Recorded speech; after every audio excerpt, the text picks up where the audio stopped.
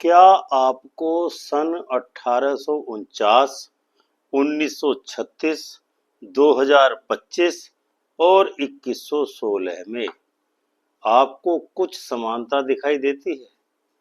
यदि आप इन चारों वर्षों में कोई तारतम्य नहीं बैठा पा रहे हैं, तो हम आपको इन चारों ही वर्षों का पहेली का हम हल करके आपको दिखाते हैं। वर्ष 2025 के इस शब्द समूह को शामिल होने का आधार क्या है? क्योंकि वर्तमान में 2025 चल रहा है और 2025 इस ग्रुप में शामिल है, इन वर्षों के। तो आइए इसको हल करने की कोशिश ज्योतिषीय दृष्टिकोण से करने का प्रयास करते हैं। आज के इस वीडियो में हम इसी रहस्य से पर्दा हटाने जा रहे हैं। दरअसल वर्ष 1849 का वर्गमूल है 43, जबकि 1936 वर्ष का वर्गमूल है 44 और जो वर्तमान में सन चल रहा है 2025, उसका वर्गमूल बैठता है 45। तो यानी कि जिस प्रकार की परिस्थितियां 1849 में थी, 1936 में उत्पन्न हुई, वैसे ही हालात या घटनाएं वर्ष 2025 में भी होने वाली है। इतना ही नहीं, इन परिस्थितियों में फिर से जो द्वारा लौटेंगी वो 2116 में होना संभव है, क्योंकि 2116 का वर्गमूल 46 होता है। तो यानी कि यही इतिहास अब 2116 का में होगा। तब तक शायद हम जिंदा नहीं रहेंगे। वर्तमान में चूंकि महत्वपूर्ण साल 2025 चल रहा है, 2025 में भी मार्च का महीना चल रहा है। वित्तीय अधिकारों के लिए तो मार्च का महीना अंतिम महीना वित्त वर्ष का कहलाता है, लेकिन मार्च का महीना इस वर्ष 2025 का विशेष रूप से एक इतिहास रचने जा रहा है, जिसका किसी को सपने में भी अनुमान नहीं हुआ होगा। अब हम थोड़ा इतिहास की ओर जाते हैं। 1849 में ब्रिटिश साम्राज्य ने सिख साम्राज्य पर कब्जा कर लिया था। 1849 में शेर शाह सूरी और सिख सेना के आत्मसमर्पण के बाद द्वितीय आंग्ल सिख युद्ध समाप्त हुआ था। 2 सफल युद्धों में सिखों को हराने के बाद अंग्रेजों ने पंजाब पर कब्जा कर लिया था। जुलाई 1849 में 1 महीने की घेराबंदी के बाद फ्रांसीसी सेना के हाथों से रोम का पतन हुआ, जिसका मतलब था कि गणतंत्र को उखाड़ फेंका गया और पोप को वापस सत्ता में लाया गया। अब आते हैं 1936 में। स्पेन में गृह युद्ध 1936 में शुरू हुआ। इंग्लैंड में किंग एडवर्ड 8 ने तलाकशुदा वालिस सिम्पसन से शादी करने के लिए अपनी राजगद्दी ही छोड़ दी। अमेरिकी जेसी ओवेंस ने बर्लिन ओलंपिक में 4 स्वर्ण पदक जीते, जिसने हिटलर के उन दावों को कमजोर कर दिया जिसमें हिटलर कहता था कि आर्यन श्रेष्ठता सबसे मजबूत है, सबसे श्रेष्ठ हैं आर्य। 1936 में ही अमेरिकियों ने देखा कि एडोल्फ हिटलर ने राइन नदी और फ्रांस की पूर्वी सीमा के पास पश्चिमी जर्मन भूमि पर फिर से सैन्यकरण अभ्यास शुरू कर दिया है, सेना को इकट्ठा करना शुरू कर दिया है। हिटलर की इस कार्रवाई का उद्देश्य वारसा पैक्ट की शर्तों को अस्वीकार करके पूरे विश्व में एक कूटनीतिक संकट पैदा करना था, जिसमें जर्मनी को अपने अधिकारों की बलि देनी पड़ी, क्योंकि सेना से विश्व की शक्तियों ने उसको रोक दिया। अब आते हैं वैदिक ज्योतिष के अनुसार इस वर्ष उसी प्रकार से ये अब जो 2025 है, ये 45 का वर्ग वर्ष है। तो वैसी ही घटना जो 1849 में हुई, 1936 में हुई, अब 2025 में उसी प्रकार की परिस्थितियां जन्म लेने वाली हैं। वैदिक ज्योतिष के अनुसार इस वर्ष मार्च का महीना बहुत ही खास रहने वाला है, क्योंकि मार्च माह में कई तरह के ज्योतिषीय संयोग का निर्माण होने वाला है। मार्च माह में कई ग्रहों के गोचर से देश दुनिया के साथ साथ सभी 12 राशियों के जातकों पर इसका प्रभाव विराट रूप से देखने को मिलेगा। दरअसल इस वर्ष 30 वर्ष के बाद 29 मार्च को 4 संयोग एक साथ होने जा रहे हैं, जिन्हें महासंयोग भी कह सकते हैं। आइए जानते हैं मार्च माह में कौन कौन से विशेष संयोग बनने वाले हैं। नंबर 1, पहला संयोग, मीन राशि में शनि का प्रवेश होना। वैदिक ज्योतिष में शनि ग्रह का विशेष महत्व है। सभी 9 के 9 ग्रहों में शनि सबसे मंद गति से चलने वाला ग्रह है, इसीलिए इसको एक राशि में गोचर करते हुए पार करने में लगभग 2.5 वर्ष का समय लगता है। इस वर्ष का शनि का जो गोचर है वो शनिदेव 29 मार्च को अपने मूल त्रिकोण की राशि कुंभ राशि को यात्रा पूरी करते हुए गुरु की मीन राशि में प्रवेश करेंगे।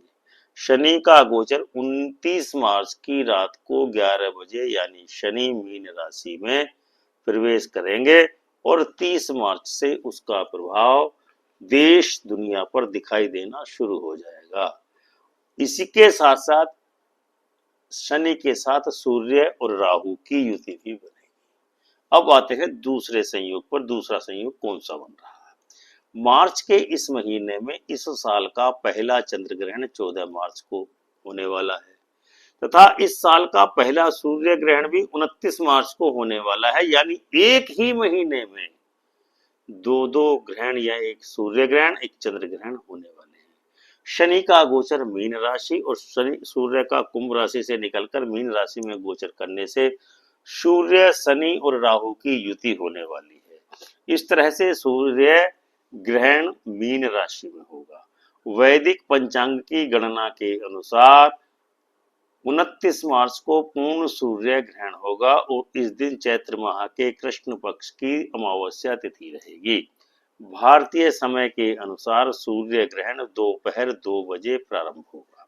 तीसरा महासंयोग, वहीं मार्च माह के अंतिम दिन में यानी के 30 मार्च को नवरात्रि का प्रारंभ हो रहा है, लेकिन क्योंकि तिथियों का भेद है इसलिए चैत्र नवरात्रि 29 मार्च 2025 से ही प्रारंभ हो रही है, लेकिन उदय तिथि के अनुसार चैत्र प्रतिपदा तिथि 29 मार्च को सुबह 6:57 से प्रारंभ होगी, जो 30 मार्च को सुबह 29 मार्च को खत्म हो रही है। चौथा संयोग ये है कि चैत्र नवरात्रि से नया हिंदू वर्ष प्रारंभ होता है, जिसे हिंदू धर्म में गुड़ी पड़वा के पर्व के नाम से भी जाना जाता है। गुड़ी पड़वा पर्व 30 मार्च को मनाया जाएगा। इस तरह से 29 एवं 30 मार्च का समय ऐसा रहने वाला है जिसमें 2 बड़ी खगोलीय घटनाएं होने वाली हैं और 2 प्रमुख त्योहार भी होंगे, गुड़ी पड़वा और नवरात्र। इसके अलावा जब सूर्य मीन राशि में गोचर करेंगे तब सभी तरह के शुभ और मांगलिक कार्य रोक दिए जाते हैं। इस समय कई बड़े ग्रहों की चाल में बदलाव होगा। कर्म फलदाता, न्यायाधीश और दंडाधिकारी शनि का राशि परिवर्तन इस बार कुछ खास होने वाला है। हालांकि वैदिक ज्योतिष में शनि को एक क्रूर ग्रह माना जाता है, लेकिन यह कुछ राशियों के लोगों के लिए भाग्यशाली भी साबित होने वाला है। शनि की कृपा से इन लोगों की खुशियों में चमक आने वाली है। दरअसल शनि सभी ग्रहों में सबसे धीमी गति से चलने वाला है। शनि एक राशि में लगभग 2.5 वर्ष रहते हैं और फिर दूसरी राशि में प्रवेश कर जाते हैं। अब सवाल यह उठता है कि मार्च 2025 किन राशियों के लिए शुभ रहेगी। आइए जानते हैं इस को विस्तार से। वैदिक शास्त्रों में 9 प्रकार के ग्रहों का उल्लेख मिलता है। यह ग्रह समय समय पर बदलते रहते हैं। सभी 9 ग्रहों की अलग अलग राशियां होती हैं।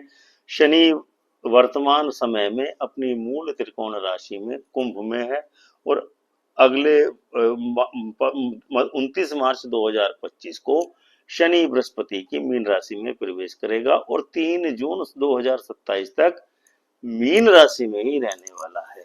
शनि की साढ़े साथी में राशि परिवर्तन से कुछ राशियां शनि की साढ़े साथी के प्रभाव में आएंगी, तो कुछ राशियां मुक्त भी होने वाली हैं। कुछ राशियां ढैया के प्रभाव में आएंगी, कुछ ढैया के प्रभाव से मुक्त होंगी।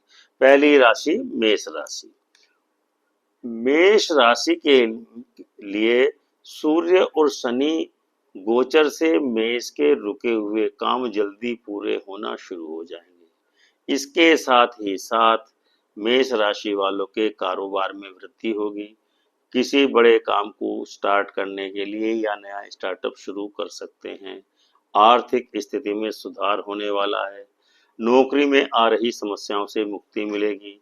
किसी काम को लेकर के विदेश जाने का या किसी दूरस्थ स्थान पर जाने का आपका योग बन रहा है। नंबर 2, वृषभ राशि। वृषभ राशि के सितारे क्या कहते हैं? शनि के देव के राशि परिवर्तन से वृषभ राशि वालों को सबसे ज्यादा फायदा होगा। इस राशि वाले लोगों को कैरियर और बिजनेस में अकल्पनीय लाभ की प्राप्ति होने वाली है। आप अपने पिता के साथ संबंधों को उत्तम बनाए रखें।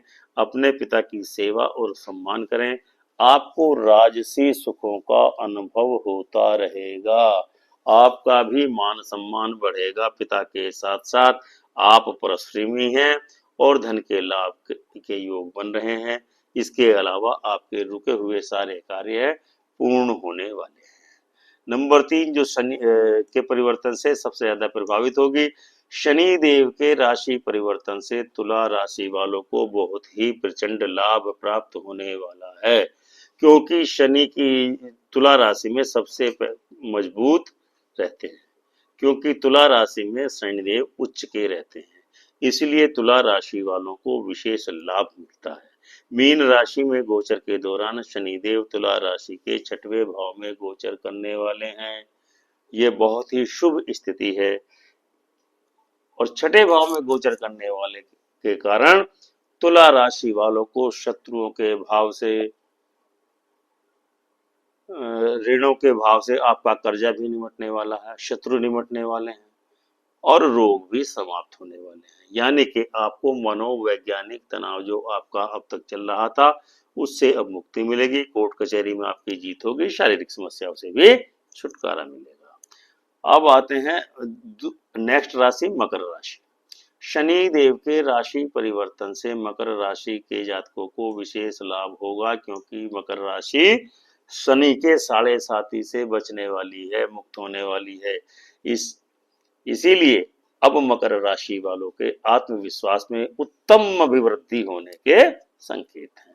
स्वास्थ्य संबंधी जो परेशानियां आपको चल रही थी वे निश्चित ही अब दूर होने वाली हैं।